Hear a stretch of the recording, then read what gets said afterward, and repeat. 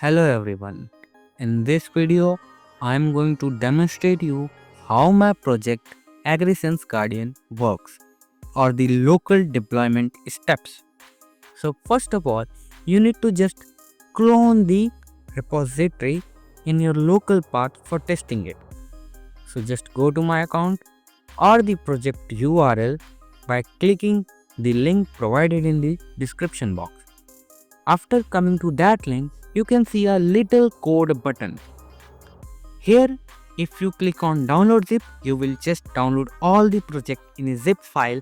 And if you don't want this method, so you can do this method.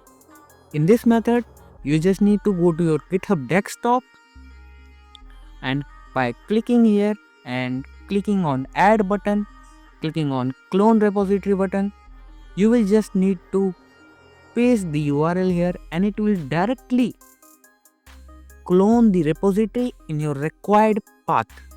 And this is effective because if you want to contribute in this project, you can do this. By downloading this file, a GitHub desktop will make .git folder which is helpful for you to contribute in. By clicking cancel, because I have already clone this project on my desktop, I will just open it. You have to open this in your required IDE, which you are very familiar with. I will open VS Code and then we need to go through our .env example file. So first of all, by opening this file, you will see many things. And here are also mentioned detailed steps how to create them. So first, you have to get your Google API key, or you can say Google Gemini API key.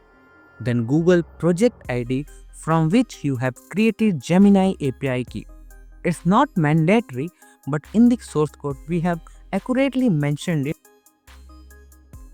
By going down, we can see here it asks for our SMTP user SMTP password.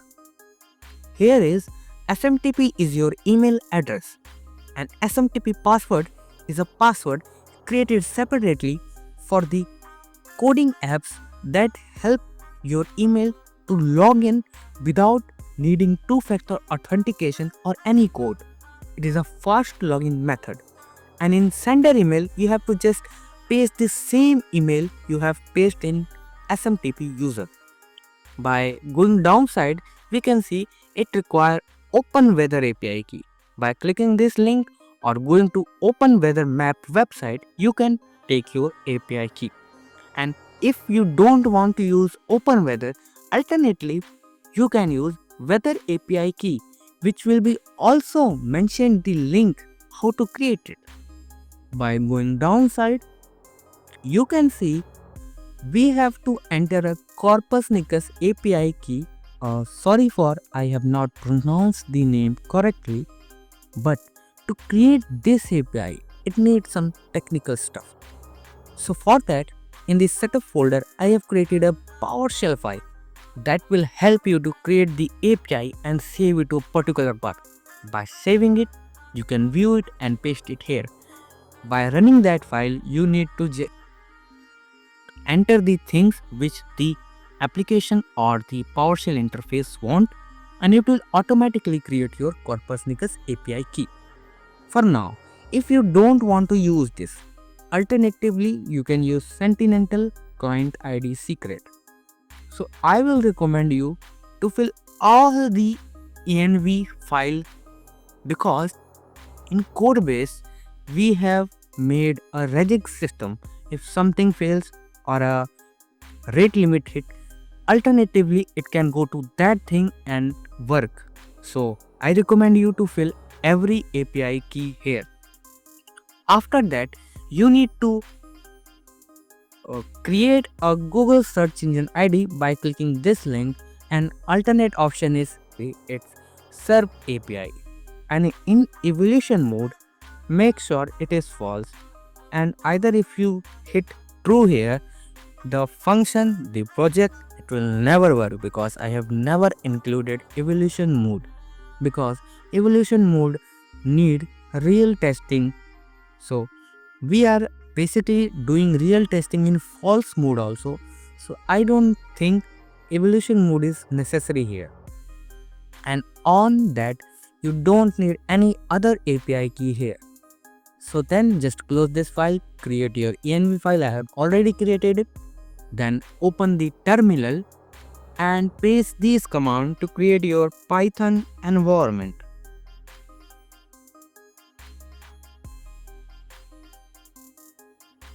It will take a little movement and then we will activate our environment. Here you can see it has created our environment. We need to just activate it.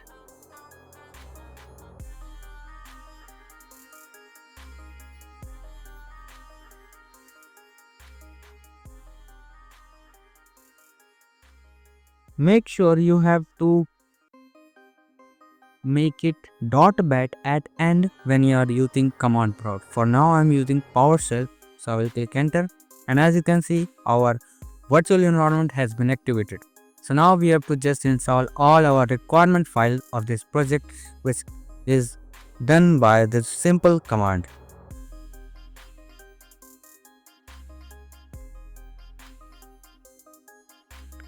And it will take time because there are many things which it have to be downloaded. And sorry, I have written the wrong thing here, and now it will work.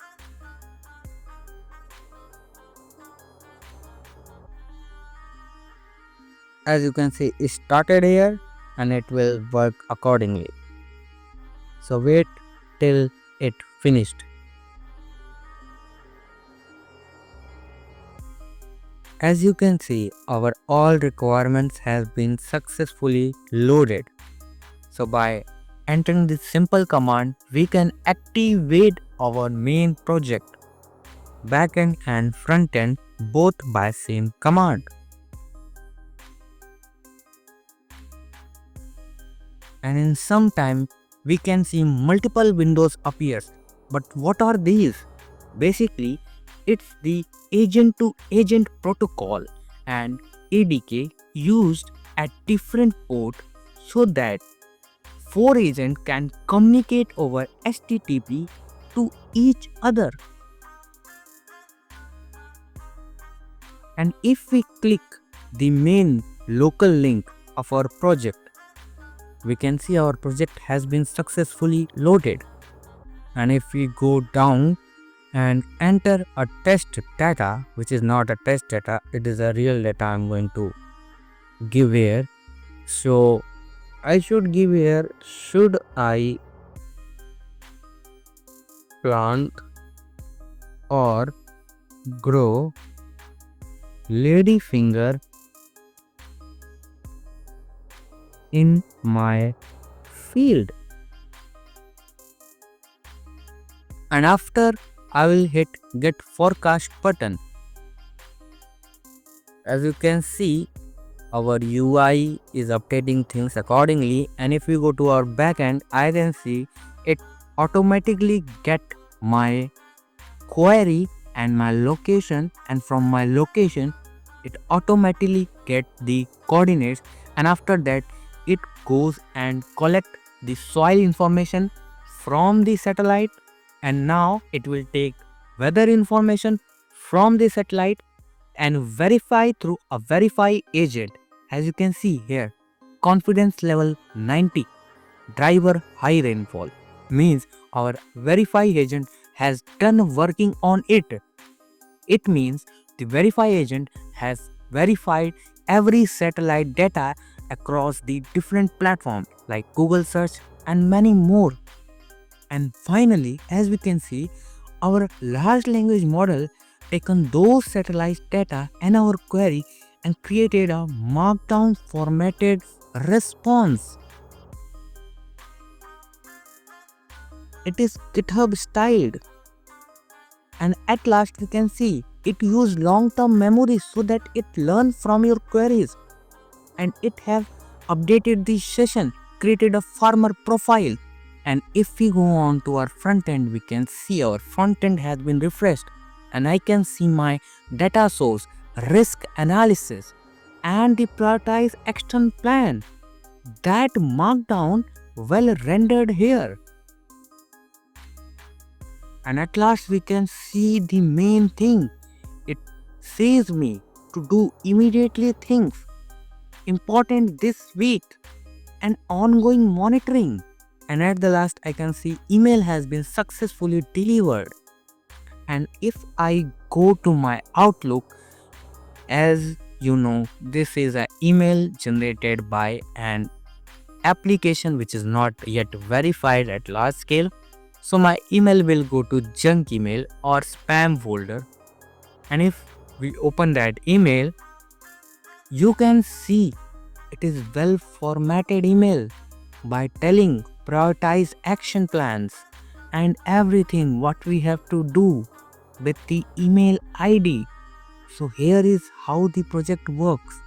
It can literally save millions of farmers in India.